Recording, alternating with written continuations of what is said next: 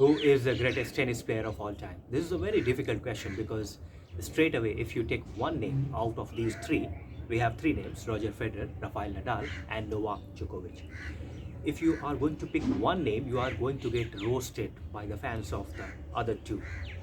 And it's a very difficult question.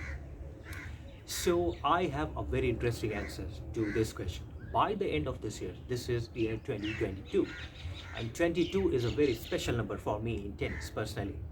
And I believe by the end of this year 22, this question, this debate of GOAT in tennis is going to get settled. Let's start with Federer. He is standing at 20.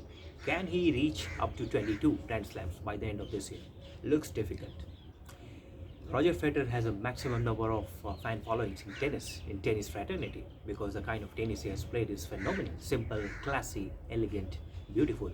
It's like a poetry in motion whenever he played, and he had no technical flaws in tennis, but he could never overcome the ghost of Rafael Nadal. And going by the same logic, you could also say that Nadal decimated everyone, including the great Roger Federer, but he could never get past Novak Djokovic. He could never decimate Djokovic like the way he did all his opponents. So what about Djokovic? Because Djokovic has the good sides of Federer and the good sides of Nadal. And the strange thing about Djokovic is that he somehow manages to win at his worst, while Nadal somehow manages to lose even at his best. Some of those matches Nadal has lost, the Wimbledons and the US Open and the Australian Open, he should really have won those matches. And if that were the case, today we would not have been even discussing this question. This was not even a debate. This debate of GOAT in tennis should have been long settled way back in 2014 or 2015. But the fact is that Nadal has lost those matches, and today we are debating on this GOAT debate in tennis. So those who say that Nadal is only good at clay, he is the king of clay, it's like akin to saying Michael Jackson is the king of pop. No, it's very, very unfair to someone who has won more than 450 plus matches, both in hard court as well as clay court. He has won 501 hard court matches. How can you say he is just the king of clay? No, he is good at everything. Just that he somehow loses in the finals and the semi-finals. I judge a player's greatness in tennis by the number of times they have reached semi-finals and the finals, because in tennis it's about the knockout. So I don't think that he has been just good at clay. And way back in 2005, 2006, can you imagine how hard people like us had to fight with others to convince them that Nadal is not just a clay phenomenon, he is going to dominate everything. But today we are proved right, because today he is winning everything.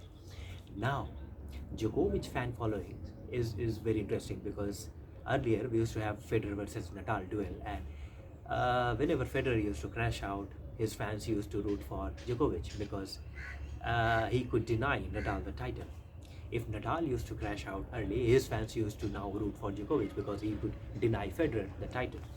And this way, somehow interestingly, out of nowhere, this amazing player Djokovic came out of nowhere, rose out of nowhere, and went on to become the champion.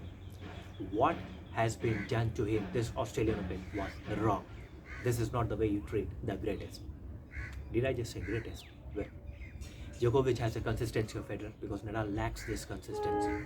Djokovic has the consistency of Federer, and he has the power, the aggression, the resilience of Rafael Nadal. So my heart says that Rafael Nadal will be the greatest by the end of this year, and he will get past 22. But my mind says that Djokovic will be the GOAT by the end of this year, and he will somehow go on to win at least 2 out of these 3, because French Open is a one-man show, but Wimbledon and US Open he will go on to somehow win. And then by the end of this year, certainly we are going to see this debate settle, at least on paper. What about Federer? Can he go on to win 2 more titles and add them to his tally of 20? Looks incredibly difficult, but he can do that because this man has done impossible things in tennis in the past. So we can't say he cannot do it, just that it's very, very difficult for him. So for me, this GOAT debate is going to be settled by the end of this year.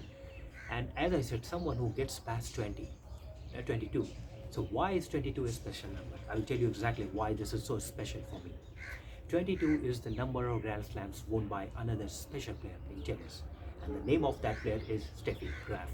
So until then, by the end of this year, whosoever gets past 22 and becomes crowned as the greatest in tennis, I will continue to say that Steffi Graf is the greatest to have played tennis.